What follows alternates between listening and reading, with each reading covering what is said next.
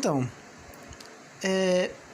para aqueles que me conhecem, vocês devem saber que eu gosto do Conde Lope de Villanueva e tem muitas coisas que eu e ele certamente teríamos em comum para dialogar em termos de nossas convicções, nossas visões de história, até mesmo nossa religião. Mas tem uma coisa que várias vezes eu me manifestei publicamente questionando o Conde Lope, certamente foi sobre Bolsonaro e Olavo de Carvalho. E o Conde Lope, ele fez um texto sobre a morte de Olavo de Carvalho, comentando o comentário do Carlos Nadalim acerca do Olavo, que para mim ele resume todos os erros que o Conde Lope e muitos outros que se dizem ali da tradição católica cometem quando vão abordar o assunto Olavo de Carvalho, que honestamente é um dos assuntos principais do país hoje. Quem ainda não entendeu que os próximos anos serão determinados sobre a filosofia de Olavo de Carvalho, os próximos anos aqui no Brasil, não está entendendo também a proporção do que aconteceu. O tanto de pessoas falando contra ou a favor, publicando livros, até vi imagens nas favelas, o pessoal botando Olavo tem razão. Então é um negócio de uma proporção que ainda vai crescer muito mesmo após Olavo de Carvalho morrer. Então, pode parecer que é inócuo, mas muito do que a gente está discutindo é sem dúvida o futuro do país. Mas antes de eu elaborar essa crítica do Conde e mostrar para vocês certos pontos que vocês vão perceber que não vão só se aplicar sobre Olavo, mas vão se expandir de maneira geral em outras áreas de ciência política, antes de entrar nisso aí, eu peço para vocês curtirem, compartilharem, se inscreverem e por aí vai. Bom, usualmente eu viro aí para meu pedido de inscrição em 1 minuto, mas esse tema, para vocês terem ideia de quantas coisas poderiam ser ditas, eu gravei um primeiro vídeo e acabei que eu falei tanto, falei por 36 minutos, que eu pensei em regravar sendo mais sintético, né? Porque havia muitos erros naquele texto de Conde que, para mim, se repetiam nos vídeos. Então vamos tentar pegar por partes. Primeiro vamos falar do argumento dele de que não existe uma coerência na filosofia de Olavo de Carvalho. Segundo, nós vamos tratar aqui do fato de que ele fala que existe uma doutrina que o Olavo fala que é esotérica dele. Terceira, a associação dele com o tradicionalismo, essas duas vão ser juntas. E a outra é uma tentativa dele controlar a direita e, por fim, controlar a direita através de Jair Bolsonaro. Temos aqui vários tópicos diferentes. Primeiramente, vamos falar sobre a coerência da filosofia de Olavo de Carvalho. Conde afirma que, até mesmo baseado em sua leitura do Jardim das Aflições, que a obra de Olavo de Carvalho não possui a coerência e que muitas vezes essas incoerências que ele possui podem mesmo não ter solução ou podem simplesmente mostrar suas mentiras e oportunismos de momento. Contudo, o próprio livro Jardim das Aflições é um livro coerente, apesar de sua narrativa não ser linear. Qual era o objetivo, qual é o início, meio e fim do Jardim das Aflições? Bom, já está no nome. Jardim das Aflições remete ao Jardim de Epicuro. E aí o subtítulo de Epicuro a Marx e a ascensão do César, né? Acho que é um negócio assim. Então você já tem alguns tópicos fundamentais que você já sabe pelo título que ele vai falar. Ele vai associar um evento contemporâneo, vai associar Epicuro e vai falar da questão da ideia de império ao redor da história. Nessa obra, ele na verdade está analisando o discurso, começa a obra analisando o discurso do José Mota Peçanha sobre Epicuro. E desse discurso ele traça todas as origens históricas desse discurso e por que falar sobre Epicuro seria conveniente para os planos do petismo naquela etapa histórica. Para mim é um dos livros mais coerentes e mais brilhantes que realmente mostra que Olavo está na fileira dos grandes filósofos da história do mundo. Sem dúvida é esse, que mostra a agudez de perceber em um instante um imenso cabedal de cultura filosófica.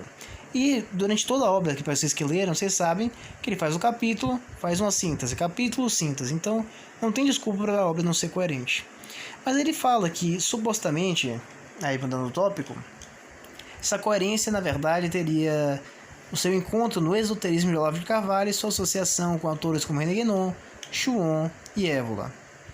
Para mim, isso revela somente que Conde talvez não tenha sequer lido esses autores e sequer saiba a posição de Olavo sobre esses autores. Porque uma das teses, por exemplo, centrais dentro do Jardim das Aflições é exatamente que o cristianismo não comporta esse esoterismo. E ele denuncia de cabo a rabo essas seitas esotéricas. E dedica inclusive um livro separado, chamado As Garras da Esfinge, a detonar René Guénon, a filosofia de René Guénon. A coerência que você encontra na obra de Olavo de Carvalho, ela pode ser difícil inicialmente, mas ela aparece naturalmente na medida que você acumula a leitura de seus escritos. É como uma etapa gradual de uma corrida. E por que isso acontece?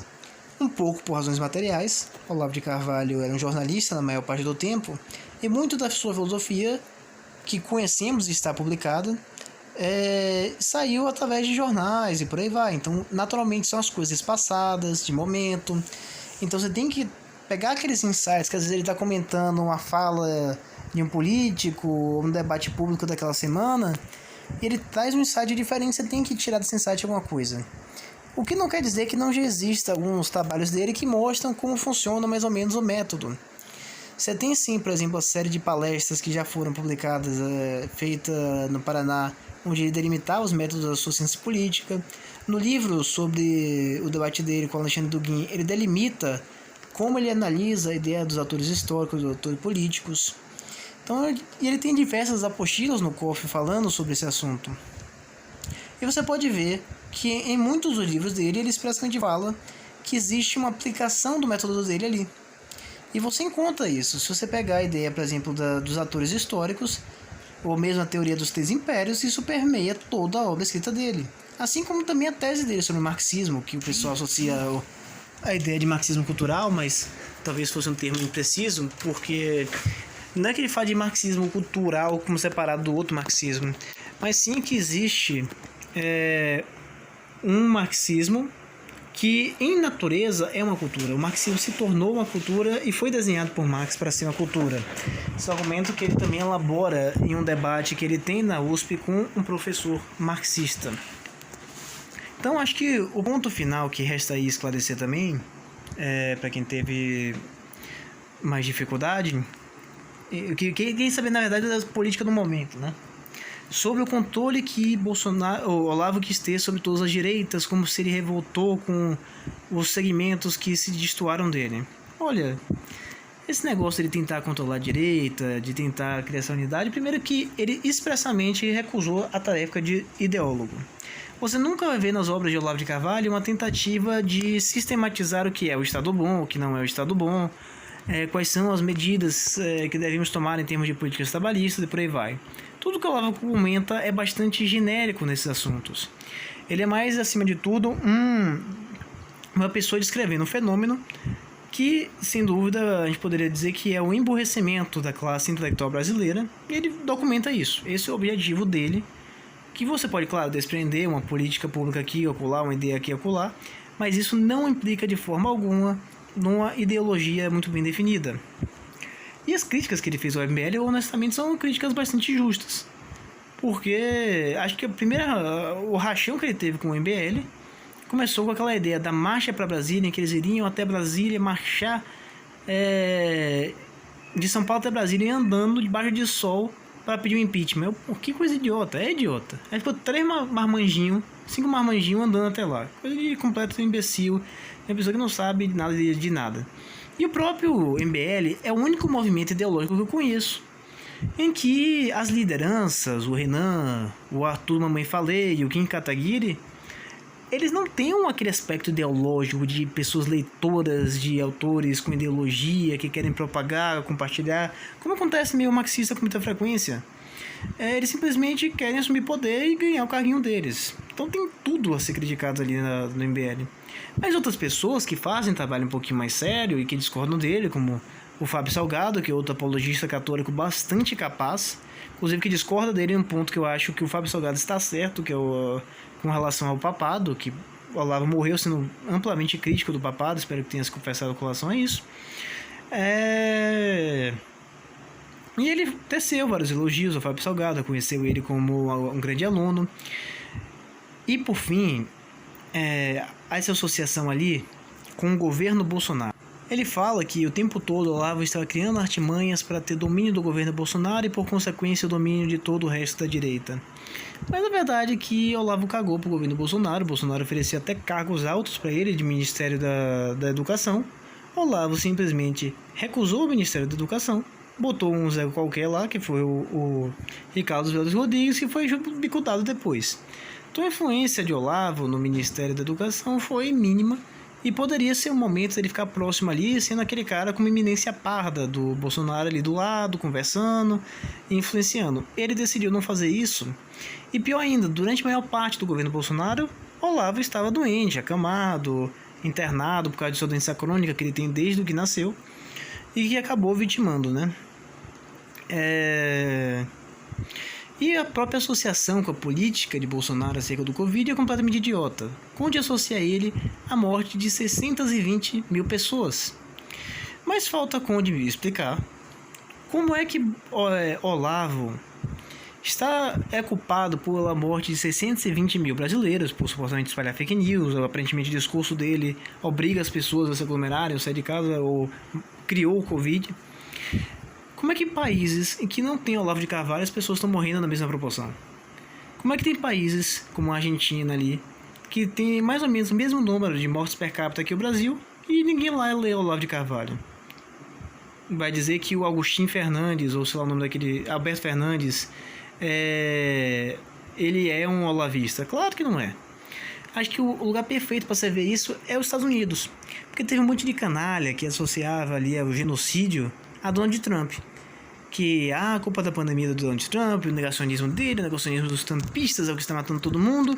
Trump saiu do poder, entrou Biden, morreu mais gente no governo Biden do que no governo Trump. Então, você tem que parar de criar essas politizações idiotas com a ciência e com a pandemia, assim como achar que existe um dogma de ciências definidas acerca da pandemia, que todo mundo tem uma solução que é só aplicar. Se fosse assim, teria ao menos um país com morte e infecção zero. Claro que eu não vou dizer que o Olavo não errou na pandemia, eu mesmo pontuei que ele errou em alguns momentos, mas, associar ele a 620 mil mortos, para mim, é uma canalice tremenda. Assim como um controle com a rede de desinformação também é uma acusação levianíssima. Então, bem, vejam que eu falei que eu fiz um vídeo de 36 minutos, estou conseguindo, acho que vou cortar ele para uns 13, 14, então consegui fazer de forma mais sintética aí. Mas vocês entenderam o meu ponto aqui, que essas críticas que o Conde fez representam muitas vezes a crítica que muitas pessoas têm, não só Olavo, mas como a outras pessoas, e que mostram, na verdade, que são fruto de ignorância, né? Depois ele vai apontar que eu sou membro de seita, que todo mundo é membro de seita, que todo esse movimento, que o Olavo vai cair no ostracismo. Mas o que vimos é o contrário. Nós vemos aí várias pessoas elogiando, o seu legado permanecendo vivo, novos livros aí dele ainda não publicados para serem editados. Então vemos, na verdade, um legado extremamente positivo do Olavo de Carvalho. Até o texto que o Conde estava comentando deveria retratar isso para ele, porque narra como Olavo ajudava o Carlos Nadalino enquanto ele estava doente e por aí vai. Então é isso que eu queria falar. Muito obrigado pela atenção, até a próxima. Curta, comente, compartilhe, se inscreva e por aí vai.